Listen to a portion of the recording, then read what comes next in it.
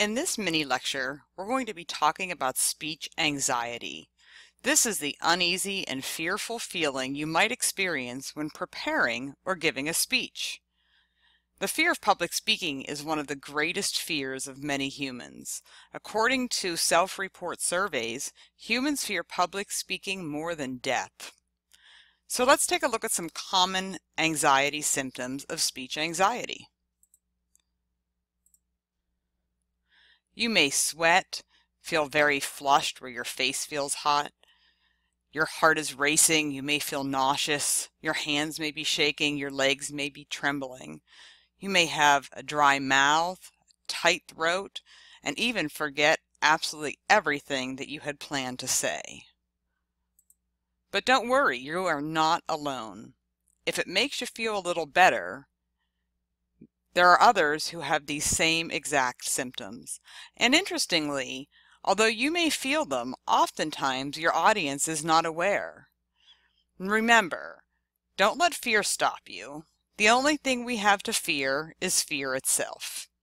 So, what can you do in order to help with any speech anxiety that you may be feeling? Well, before your scheduled speech day, there are some things that you can do and steps that you can take to prepare. First, don't procrastinate. I know for many of us, we like to put off to the last minute tasks that we don't really want to do. It's best if you take the time to prepare your speech over a period of days. This gives you an opportunity to do research, to think about what you want to say, and to organize it in a way that will help your audience understand your message. Another thing you should do is select a speech topic that is appropriate for you and that you're interested in. I always encourage students to choose a topic that they enjoy, and then the key is to adapt that topic to the audience. Being organized and preparing a sound speech are important steps to help you minimize the speech anxiety that you will just normally feel. Now, it may seem silly to some people, but one of the best ways to reduce anxiety is to actually practice your speech in front of people you trust and people who will give you good advice. Go through your speech a couple times, first reading through. Make sure that you're able to meet the time limit. If you practice your speech in front of people who will give you good advice, you may be able to anticipate problems before the actual day that you have to deliver your speech. Exercise can, of course, lower your stress level. And obviously, the more that you do this, the better you will get. Putting yourself in situations where you have to give speeches will help you to become a better speaker. Those are some things you can do before your speech day.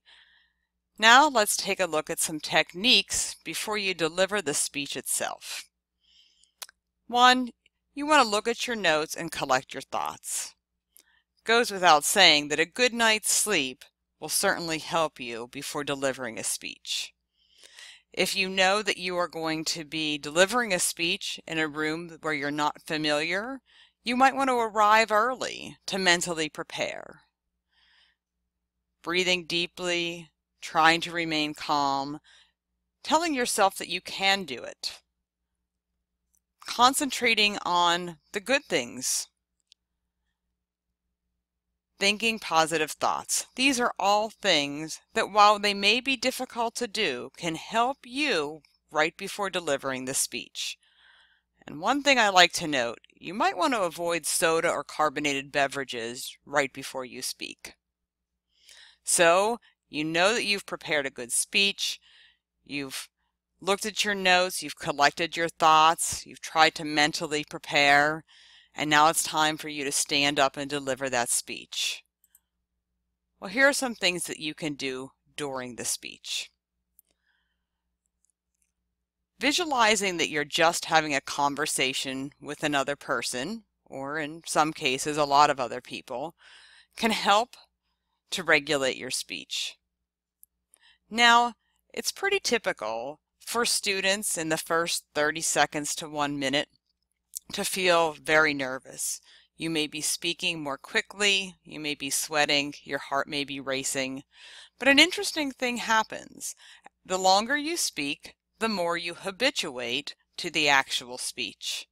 You'll find that your rate will slow down a little, your heart rate may slow down. Using eye contact with the audience will help you connect. Find a few friendly faces. Now, if you know that your hands shake, don't hold your outline or your note cards right in front of you. Remember that your nervous symptoms are more pronounced and evident to you than they are to your audience. The best advice that I can give to help with speech anxiety is to practice, practice, practice. Now, this isn't going to take away your nervousness, but it can help you feel more confident about your speech content. By practicing in front of someone who will give you honest feedback, you can hopefully correct any problems with your speech organization or your word selection. In this class, you will have an opportunity to complete what is called the Personal Report of Public Speaking Anxiety. Completing this allows you to earn bonus points. In this week, you can complete the Personal Report of Public Speaking Anxiety in 2 ways. You will find it located in the Content section of Week 1, where you can download the document, complete it by answering all of the questions, and then scan it and upload it to the Dropbox. You can also take an online version. Once that is completed, your score will be reported to you, and you can just report that score in a document and upload that document to the Dropbox. By completing this Personal Report of Public Speaking Anxiety, you will earn 5 bonus points, and will give us an opportunity to look at how people think and feel about public speaking before taking the class. Then at the end of the semester, you'll have an opportunity to take the same exact inventory again, and we'll see if there's been any decrease based on what you've learned throughout the semester.